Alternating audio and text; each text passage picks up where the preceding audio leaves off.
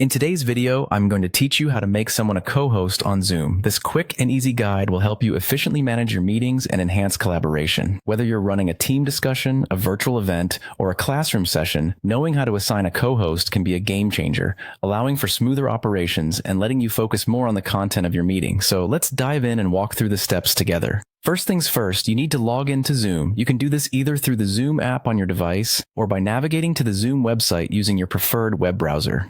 Ensure you're signed in with the account that will host the meeting because only the host can assign co-host privileges to others. Once you're logged into Zoom, go ahead and start your meeting as the host. This is crucial because you'll need to be logged in as the host to have access to the settings we'll need for this task. If you're already in a meeting, make sure you have host privileges. Now, with your meeting in progress, you'll want to locate the participant you wish to make a co-host. To do this, open the Participants panel. This panel will show you a list of everyone currently in the meeting, making it easy to spot the person you're looking for. With the Participants panel open, hover over the name of the participant you want to promote to co-host status. This action will highlight their name and reveal additional options for interacting with that participant. Next, you'll want to click on the More button, which appears as 3 dots, baos, right next to their name.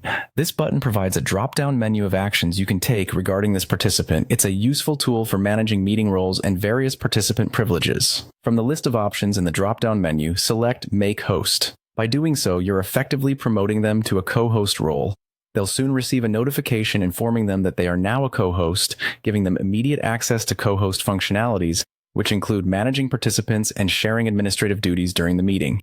Finally, if you ever need to remove the co-host privileges from this participant, for example, if the meeting dynamics change or their role is no longer needed, you can do so just as easily. Simply click the More button again alongside their name and choose Withdraw Co-host Permission. This will revoke their co-host rights and revert them to a regular participant. And that's it. You've successfully learned how to make someone a co-host in Zoom. Applying these steps will allow you better control over your meetings and provide flexibility in managing larger groups. If you found this guide helpful, consider sharing it with others who might benefit, and keep practicing to master the virtual meeting space.